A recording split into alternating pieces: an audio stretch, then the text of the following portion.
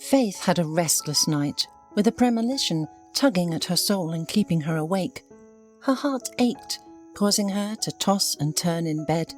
She got up twice during the night to drink lemon water in an attempt to calm down. Faith was a very independent girl.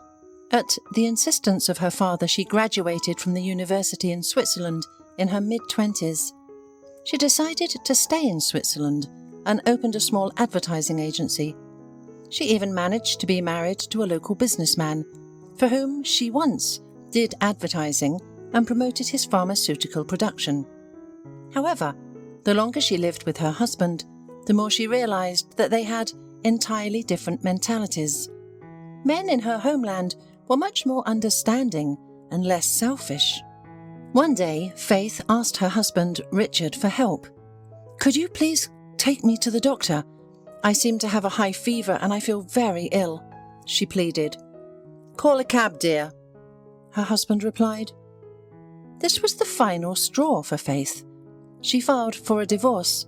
Unfortunately, her husband had been very prudent in drawing up a marriage contract, which Faith, being in love, had signed almost without reading. After the divorce, she received nothing from her husband's fortune. On the other hand, Richard got half of his wife's advertising agency, and Faith had no choice but to sell the other half and open a small travel agency. With her brilliant education in marketing and advertising, she quickly built up the business, and things started looking up for her again. Her father, who stayed in their homeland and ran a large business, helped her in every way he could. He insisted that Faith stay abroad and not return home. "Dad, hi," she called her father one day. "How are you doing? How is your health? Maybe I should come and visit you." "Hello, my dear," she heard her father's tired voice say through the phone.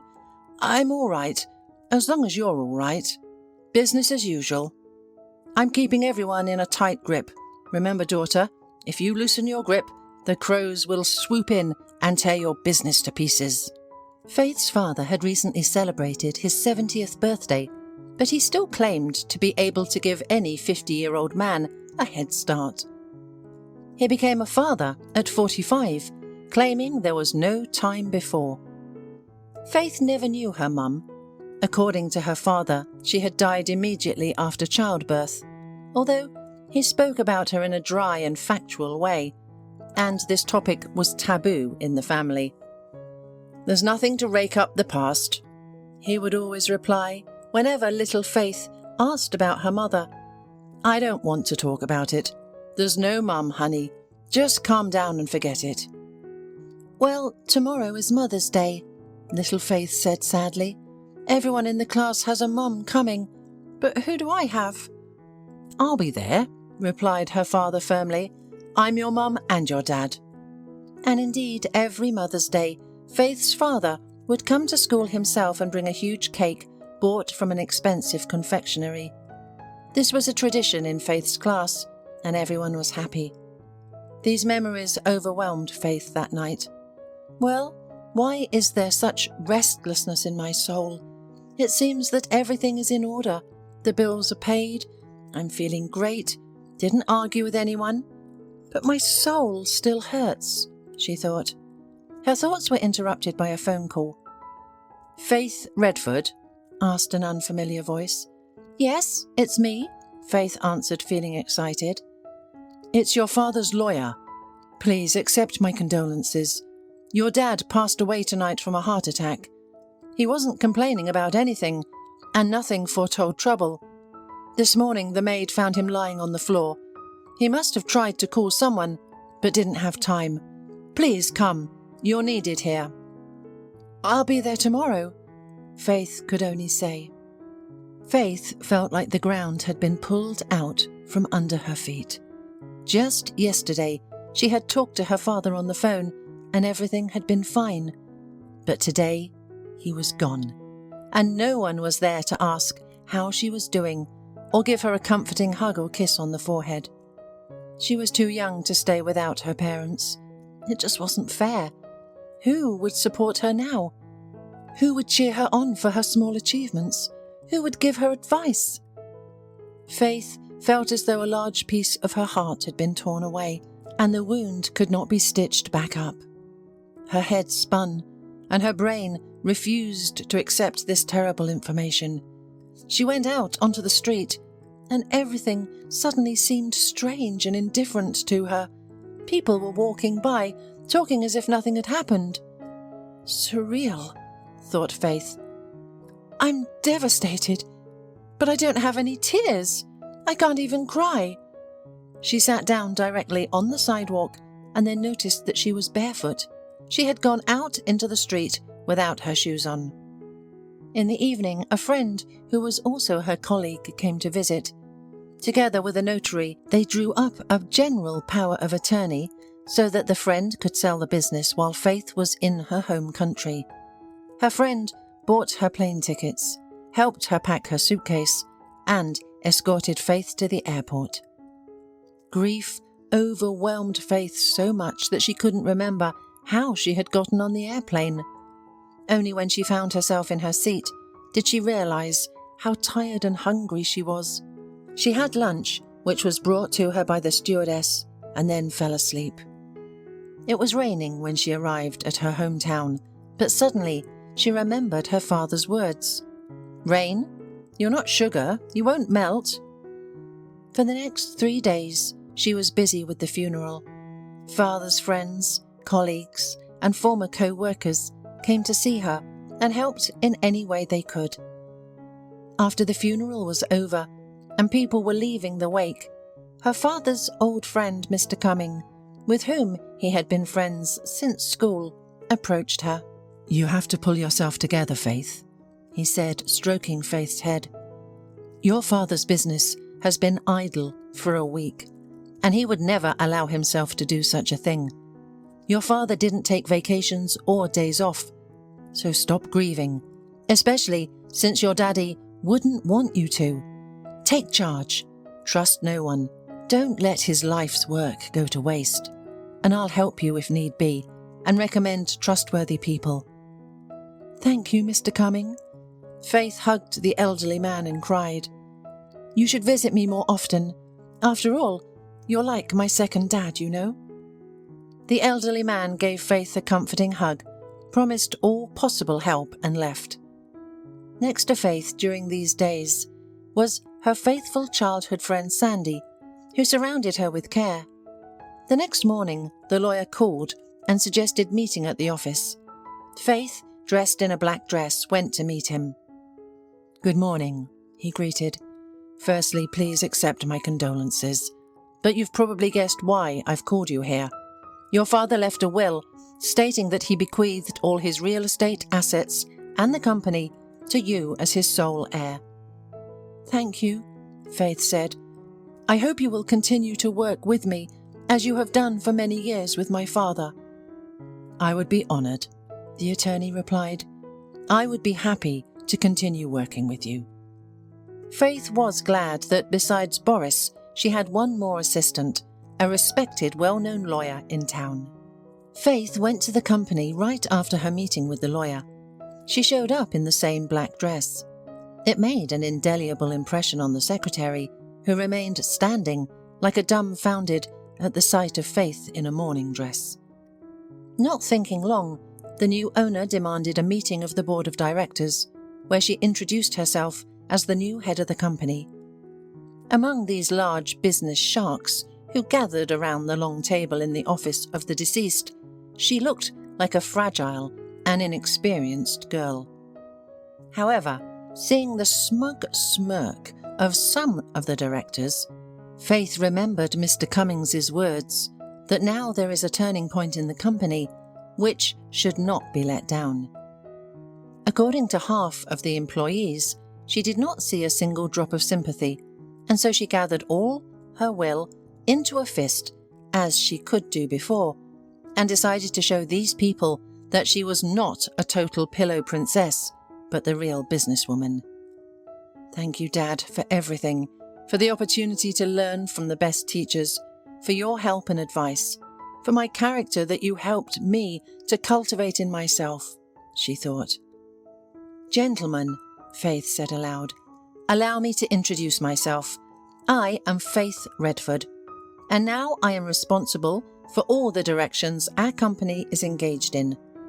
Please contact me with any relevant questions. I dare to hope that you will also help me to learn all the subtleties of business for the prosperity of our common business." By the mood in the hall, Faith realised that she would not have to wait for any special help from the managers appointed by her father. There were only a few people who immediately after the meeting approached her with their questions about the company's activities, as well as with their suggestions for the development and maintenance of the company afloat. By simple checks, which her father had taught her, Faith was able to determine the real state of affairs of the company. The audit showed that some of the managers, taking advantage of the precarious position, began to steal and leak secret information to competitors. Therefore, Faith, with the support of her father's old friend, made some personnel changes. She introduced strict rules into the company's regulations, which to some unscrupulous employees seemed like real reprisals. These actions immediately made obvious who was in his place and who wasted the resources of the company in vain, and the business, which had recently been cracking at the seams, began to work in full force. Some employees started working double shifts and earning high salaries and bonuses, while customers were flocking to the company. As a result, the company's revenue increased. Now, no one said that Faith was a wealthy heiress who lived a carefree life abroad. Everyone realized that she was the worthy daughter of her father, and she was fully capable of running his company. As Faith worked hard to put her father's company in order, his house remained empty. At first, she couldn't bear to be in it because everything reminded her of her dad. But as she worked 14-hour days, the pain began to dull, and she decided to return to the nest her father had built for her. "Could you stay with me, at least for a while?" Faith asked her friend Sandy. "The house is big and I'm so lonely." "Of course," her friend replied reassuringly. "But not for long. You need time to get used to it in the end." The week passed quickly and Sandy returned home. But in that time, they transformed the previously dull house of the old bachelor into a cozy home, entirely changing the design. The mansion became brighter and Faith felt lighter. However, she still felt lonely in such a large house, so she decided to get a dog. As a child, she loved dogs, particularly sheepdogs. Sadly, her father forbade her from having a four-legged friend. Without much thought, Faith began to search for the right breed in ads. Unfortunately, sheepdogs were no longer in fashion, but she found a kennel that bred German shepherds. Faith got in her car and rushed to meet her future friend. "You're late," said the kennel owner. "All the puppies have already been taken. You'll have to wait a year. I don't allow my dogs to give birth too often." "It's a pity." Faith was saddened. "I'm the only one left. I thought I'd get myself a friend. At least it would be easier for me to live." Then, behind the kennel owner's back, Faith noticed a young dog limping on his hind leg as it came out of its enclosure. It was a beautiful German shepherd with very intelligent eyes. The dog stood up and gazed at Faith before walking over, wagging its tail and licking her hand. "Thor, get back here," the kennel owner shouted out. "Can't you see that I'm talking? Go back to your place." The dog lowered its head and tail before slowly walking back towards the enclosure, peeking back at Faith. "I like him," Faith exclaimed. "He chose me himself. I think we'll be friends. And he's so handsome." "Thor has been lame since birth," the owner explained. "He's about a year old and nobody wanted him. And I didn't want to give Thor to the wrong hands either. There are all sorts of people. But I can give him to you for free if you won't bring him back. It would be a betrayal to him." "Of course not," Faith replied. "I don't betray my friends." "All right, then call him," said the owner. Faith boldly entered the enclosure. "Thor," she said to the dog affectionately, "will you come with me? I will love you, and we'll walk and live together as friends." The dog looked at the girl with its black, intelligent eyes before walking over and lying down at her feet, making it clear that he trusted her. The kennel owner was happy that his pet would finally find a family. He gave Faith a lot of advice on care and feeding, handed her a veterinary passport and Thor's pedigree. Faith went home happy. Now she had a friend with whom she will surely never be alone and sad. Although she didn't admit it to anyone, living alone in the house was creepy for her, and now with Thor, life was going to get better. Faith could feel it. Thor sat in the back seat as if he had been riding in a car all of his life. He poked his muzzle out of the open window and watched the passing scenery. When Faith opened the car door, Thor jumped out of it with a joyful bark and ran through the garden. He then ran into the hallway, sniffed all the rooms, and lay down on the rug near the fireplace, making it clear that he felt at home. "Well, Thor, shall we go to dinner?" Faith said. "I've got a nice meat bone for you." The dog wagged his tail happily and ran after his new mistress. The evening passed quickly. Falling asleep, Faith felt the dog was lying next to her bed and peacefully sniffing his nose. She became calm and cozy. She felt at home now too. "Did you really buy a dog? And such a huge one at that?" Sandy, who came to visit the next day, was surprised at the sight of Thor. "It's such a burden. You should be thinking about yourself. And you're doing such nonsense." "Thor is not a burden," replied Faith. "He's my friend, and we love each other." "Maybe you'll marry him," laughed her friend. "Oh, you'd better find yourself a boyfriend. That would be more useful." Those last words proved prophetic for Faith. While walking Thor in the park that evening, she was introduced to a young man named Kevin. As Thor ran around scaring squirrels, Faith and Kevin got to talking. "Do you live far from here?" Kevin asked. "It's dark now. I can walk you out. You never know what would happen." "I'm not afraid," said Faith. "I have Thor with me, and he won't let me get hurt. But if you want to walk me out, you're welcome. I don't live far away." When they arrived at Faith's mansion together, Kevin was surprised by where his new acquaintance lived. He seemed to shrink, and all his fun disappeared. Faith noticed and asked what was wrong. "So you're the new mistress of the mansion? Half the city talks about you. They say the daughter of a powerful businessman came from abroad and set her own order. You don't seem like a rough businesswoman, though. But I'm poor, living with my sick mum. Her pension is small and I'm working hard to provide her with treatment. It's expensive and my job doesn't pay well, so I have to work nights. You probably won't even talk to me now. I'm small fish to you," Kevin said. "What a nonsense," Faith exclaimed. "I have all kinds of friends, both rich and poor. You're too narrow-minded to think like that. Let me make you some tea. My au pair baked many cakes this morning. If Thor hasn't eaten them all, we will have some for sure." The two laughed and went to the terrace. At the house, Kevin admired its surroundings and behaved modestly and tactfully. To Faith, he seemed like a charming and unspoiled young man. It could be said that she liked Kevin at first sight. She could see that he was interested in her as he looked at her in the mirror opposite. However, Thor did not share his mistress's sympathy. He wouldn't let Kevin pet him and growled quietly at him. After an hour, he brought Kevin's shoes and put them next to him, as if to say he was not welcome. Faith laughed and said, "Thor, what are you doing? Look, Kevin, Thor is jealous." "I understand him. I'd be jealous too," Kevin replied with a smile. When Kevin left, Faith called Sandy and told her that she seemed to be in love. "And I've told you," her friend replied.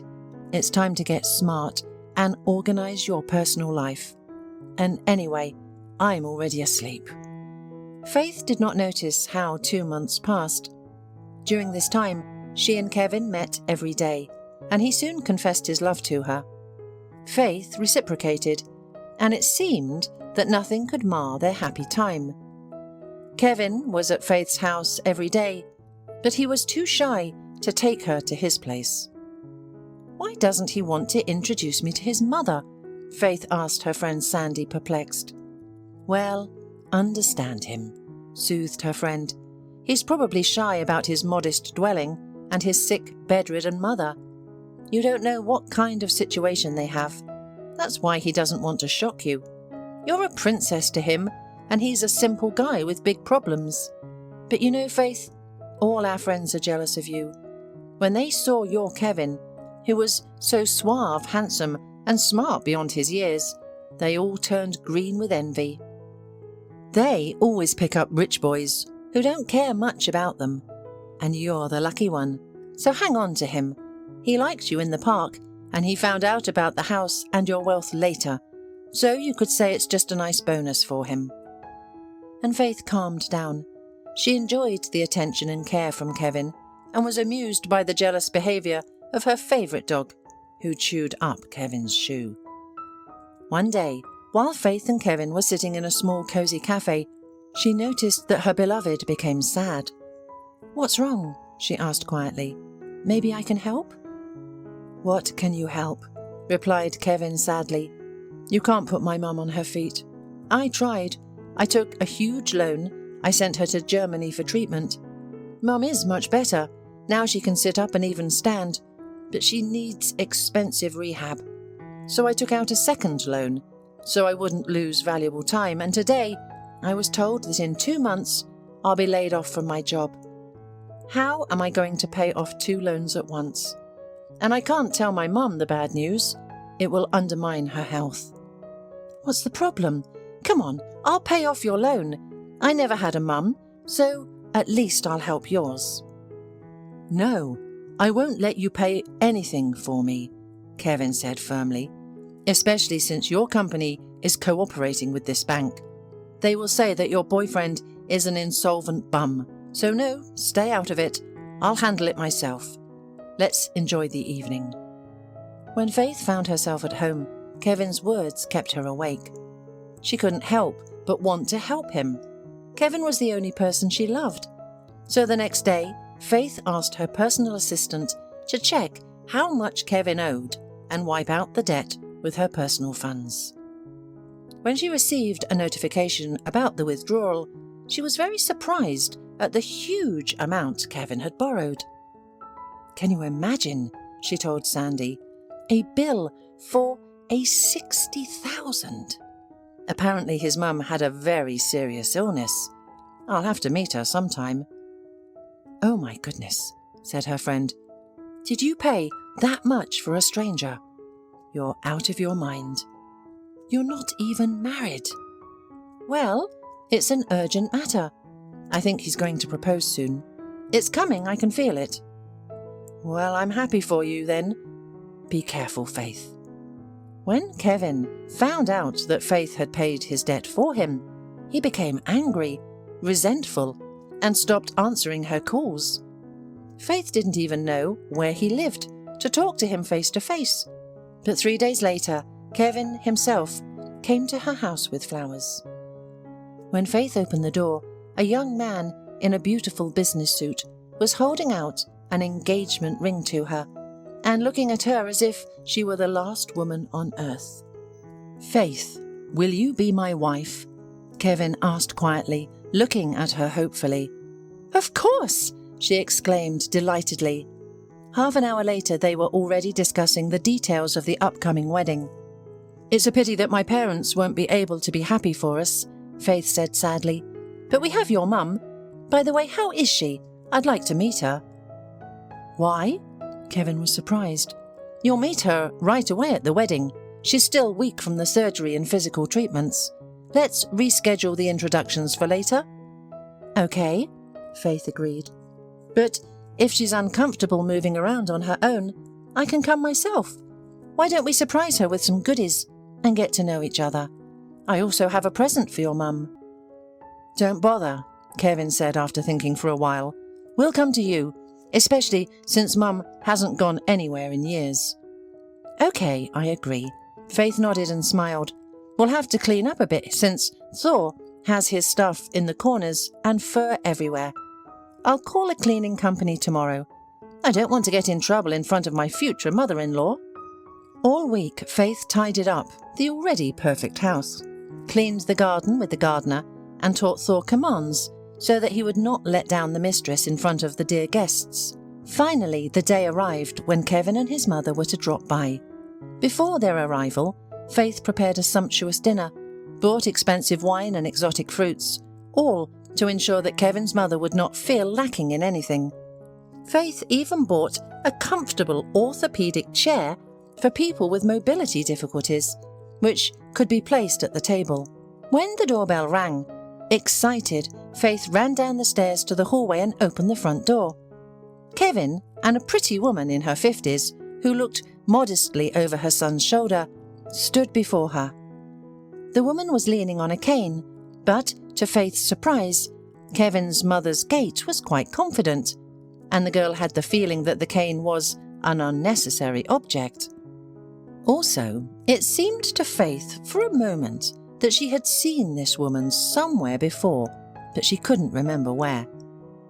Waving this thought away, she cordially invited the future kinswoman into the living room. "Hello, I'm overjoyed to see you," she addressed Kevin's mother. "My name is Faith, and I'm Kevin's fiancé.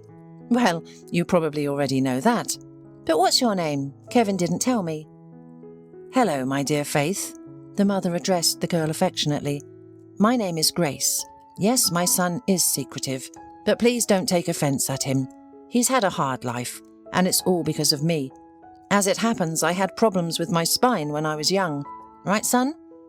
Grace looked back at her son, seeking support. "Yes, for as long as I can remember, Mum was always sick," Kevin confirmed. "That's why she couldn't work. We lived on welfare. I was young then, and it's not sweet, you know, when everyone buys everything, and you just look and envy other people's toys." Faith felt uncomfortable that Kevin had to remember the past, which he apparently wanted to forget. Besides, she felt sorry for the sick woman, so Faith decided to invite the guests to the table to treat them to a delicious dinner. Thor was kicked out of the room because he started growling at Kevin again. Grace looked fearfully at the dog, so Faith unceremoniously took the dog by the collar and literally dragged the stubborn Thor out of the living room. "Sit here and think about your behaviour," she scolded him. Thor whimpered and rubbed his muzzle with his paw, which meant that he was apologising and feeling guilty. But the mistress was inexorable. She was afraid that Kevin's mother would be frightened, which might affect her health. When Faith returned to the living room, she found Kevin and his mother sitting at the table and whispering about something. When they saw her, they recoiled from each other and smiled, strained. Faith noticed that Kevin's mum sat in a normal chair, not the specially prepared one with the same mechanism as the chairs at the rehabilitation centre where she was treated. All the clinics in Germany had the same chairs, so this struck Faith as odd. "Grace, it would probably be more comfortable for you to sit here," said Faith, and pointed to the chair. "I specially bought this chair for you, and it has the same mechanism as the chairs at the rehabilitation centre where you were treated." Kevin's mother looked fearfully at her son, carefully got up from the table, and with Kevin's help, sat down in the chair. Faith found it amazing that they could not find the latch that was right under the armrest that allowed the padded footrest to slide out. Faith walked over and helped them get more comfortable. It was obvious that Grace was very nervous. But what was she so worried about? Faith could not understand, and Kevin felt out of place. It was visible to the naked eye. Faith condescendingly wrote off the general nervousness to the first acquaintance. Probably it is the first time Grace has been in such a house and she feels uncomfortable, she thought. The evening went on as usual. They ate, talked about themselves, laughed and drank wine. and Grace drank more wine than all of them. And this peculiarity, Faith also wrote off the anxiety of the guest. Once again, when Grace began to tell a new story about Kevin's childhood, Faith noticed how the groom lightly touched his mother's foot with his shoe, so that she apparently did not say too much. She was amused by what she saw. Faith thought that Kevin was afraid that his mother would give away his childhood secret. After dinner, everyone moved smoothly into the hall to the fireplace. Grace decided to stretch her legs, which she did very briskly, to Faith's surprise, and then she decided to examine the pictures standing on the mantel. "How pretty you are here," said Grace good-natured. "How old are you here? 5 or 6 years old?" "Yes," replied Faith. "I am 5.5 here." "And where is your mother? I don't see any pictures of her here. There are only pictures of you, and one picture of an older man. Is that your dad?" "Yes, that's my daddy shortly before he died. Now, I'll show you a picture of him holding me, a newborn, right after I was discharged from the hospital, and my mum died after giving birth." Saying this, Faith pulled out of the dresser an old photo of her father from 25 years ago. When Grace saw the photo of Faith's father in his youth, she suddenly turned pale and grabbed the fireplace stand. It was obvious that she felt ill, and her strength had left her. "What has happened?" Faith became worried. "Are you in pain? Should we call a doctor?" "No," the woman replied weakly. "It's just my blood pressure. It's been a long time since I've been out in public. I'm so weak. Kevin, let's go home. Thank you, darling, for the warm welcome. I really enjoyed it. You're a good girl, and I'm glad Kevin has such a bride. It's a gift from heaven. Thank you for everything, daughter," Grace quietly cried. Now it was Kevin's turn to be surprised. It was evident that he was frightened of his mother. "Sorry, Faith. We'll go. Mum's not feeling well." "I can come with you," Faith offered. "I can stay with her all day tomorrow while you're at work. And then we'll find her a companion. It'll be better." "No," Kevin replied firmly. "You don't need to come with us. It's too late. God forbid anything should happen to you. We'll talk next time. Come on, Mum. It's time for your medication."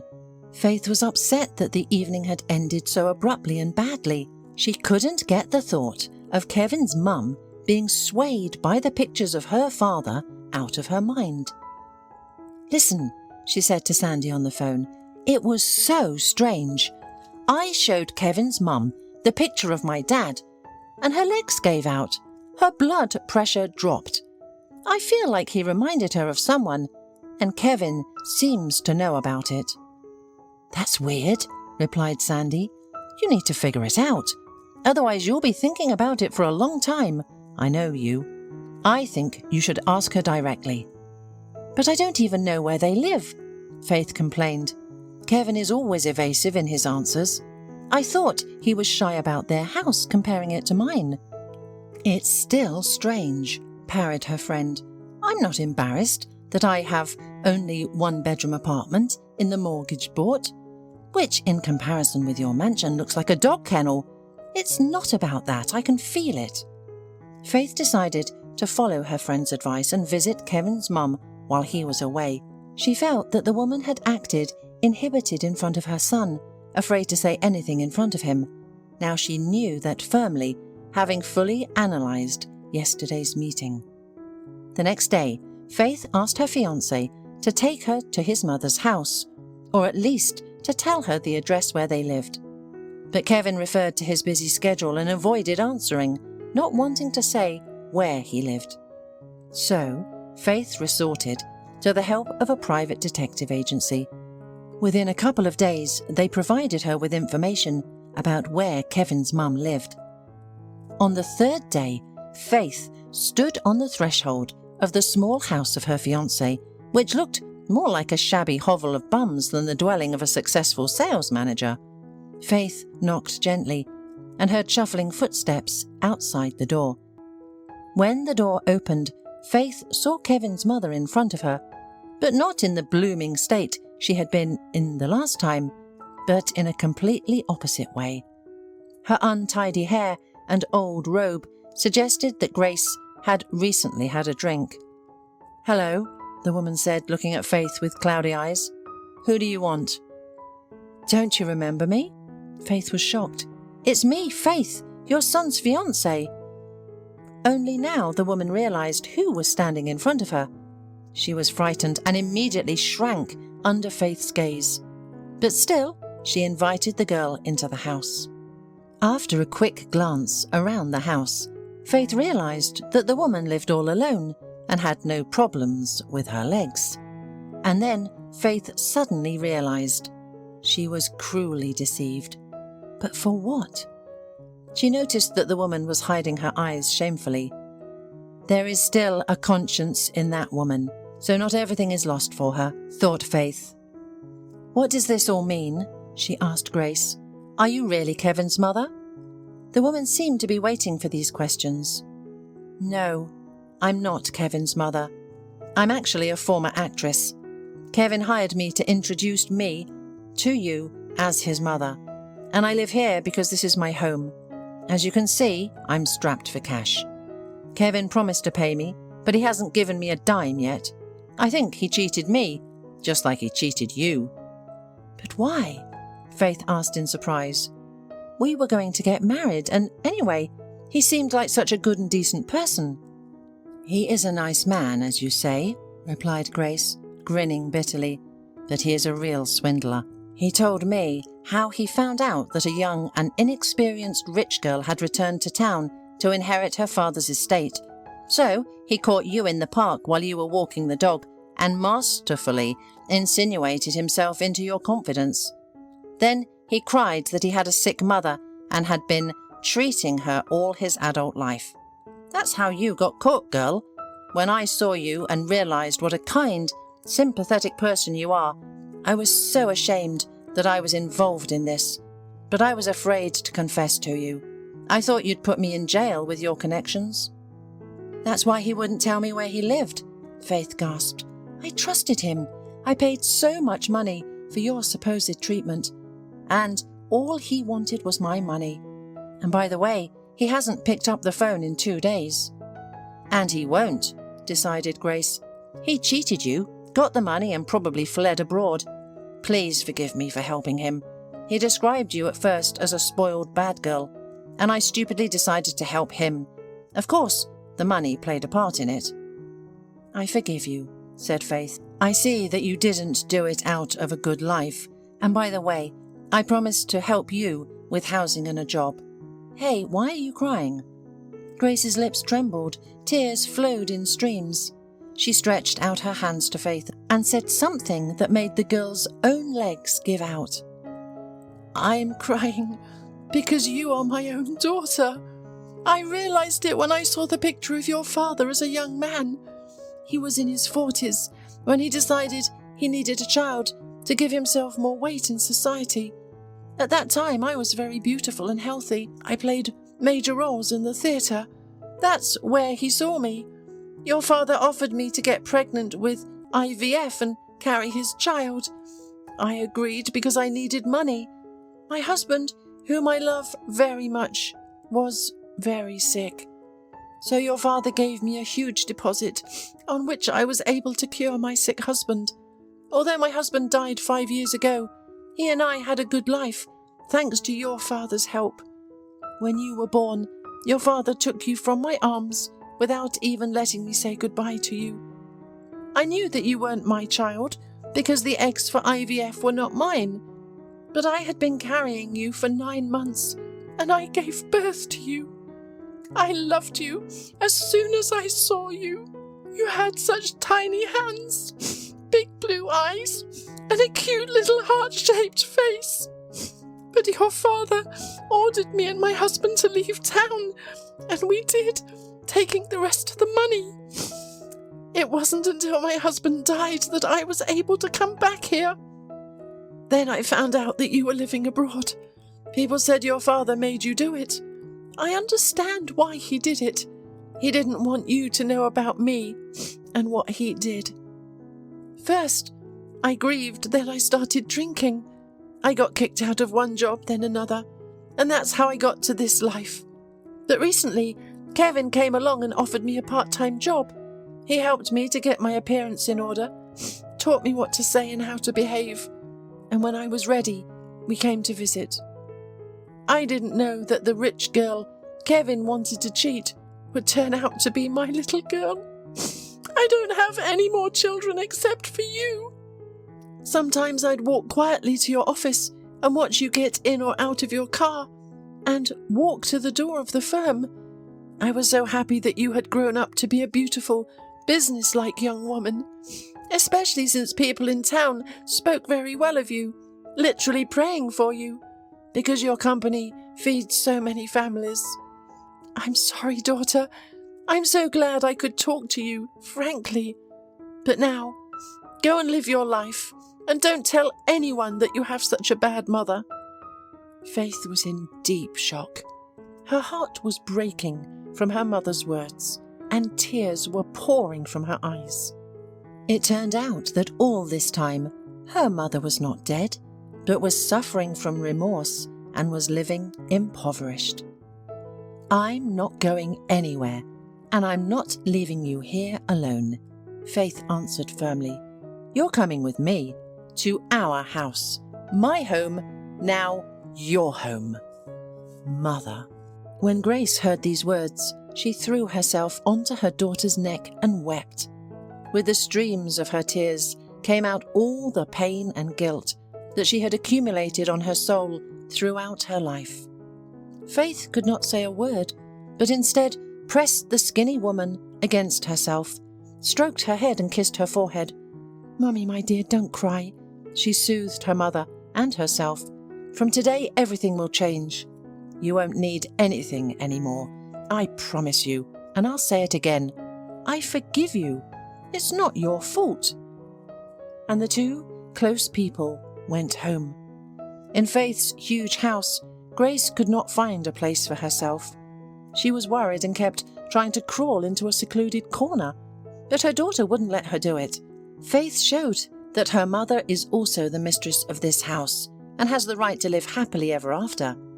Surprisingly, but Thor liked Grace immediately.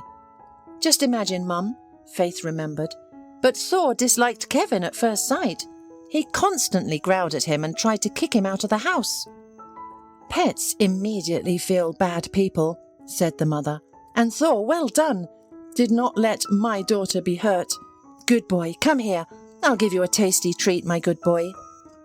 The dog, wagging his tail like a propeller, cheerfully ran up to Faith's mother for a treat. During the couple of weeks, Grace transformed into an attractive and well-groomed woman. Happiness makes people like that. When Sandy learned about Kevin's deception, she advised Faith to go to the police and report him for fraud. So Faith did. The failed fiancé was soon detained because he did not have time to fly abroad and was eventually put in jail. And after another week, Faith realized that she was pregnant and informed her mother. "I'm pleased," exclaimed Grace. "I'm going to have a grandson or granddaughter. I never even dreamed of such a thing. I'm so happy." "Mum, well, I work in a managerial position. How can I be?"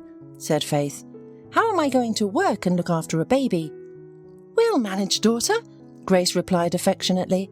The future grandmother began preparations for the baby's arrival. She bought the most beautiful things, knitted pinnies and sweaters, and watched the diet and the daily regimen of her daughter, not letting her stress. Pregnancy was hard, with toxemia and edema completely tormenting Faith, but she endured it all stoically for the sake of her baby. Contrary to the advice of doctors, Faith worked until the last moment and did not even think about taking maternity leave. An old friend of her father and a lawyer advised Faith to take a break from work and dedicate her life to preparing for the arrival of her baby. Faith eventually gave in and wrote them a general power of attorney to manage the company. She could trust only these people. One evening when Faith was driving home, she suddenly felt sick. Her head was spinning and her stomach hurt sharply. She pulled over to the side of the road and got out onto the sidewalk. Seeing a bench, Faith sat heavily on it. The pain made her see dark spots and Faith groaned, covering her face with her hands. "Are you okay?" a strange voice asked. Faith felt a hand on her shoulder. She turned and saw a young man. "Don't be afraid, I'm a doctor. I'll call an ambulance right away." "My phone, dead," Faith said through gritted teeth, the pain making it difficult to talk. "And I think I'm having contractions." "I will call the ambulance. Let's go in my van," the man commanded. "I have a good first aid kit and clean water there." The doctor helped Faith to her car and laid her on the spacious back seat. Contractions followed one after another, and soon the street was filled with the cry of a baby girl. The man wrapped her in a clean towel and then his shirt. An ambulance arrived 10 minutes after the birth of the baby. The man escorted Faith to her ward in the hospital and promised to visit. "You're lucky you met Oscar," said one of the nurses. "He used to work here before, but one of his patients died at home from complications, and Oscar couldn't handle such grief and quit. Now he works as a builder, but the skill was helpful. But he's an excellent doctor." Soon Faith's mother arrived out of breath. She was the first to learn that she had a granddaughter. The joy of the new grandmother knew no bounds. When Oscar entered the ward, everyone fell silent, and Faith looked gratefully at him. "If not for you, I don't know what would have happened to us," Faith said quietly. "Thank you for everything." "Any good man would have done the same," the former doctor replied, "so you don't have to thank me." "But there are not many good men now," Faith's mother joined the conversation. "For example, my granddaughter's father doesn't even know he's become a dad because he's a scoundrel. But you're a real hero. I wish I had such a son-in-law," said Grace dreamily. "Why not?" Oscar joked. "I was walking and I saw a lonely girl sitting on a bench. I thought maybe I should marry her. Why should a good woman be lost alone?" Everyone laughed. The room was filled with happiness. Faith's heart skipped a beat.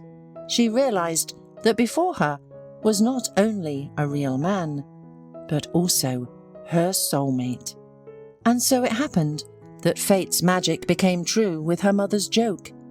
On the day of discharge, Oscar met Faith with flowers and took her baby girl in his arms.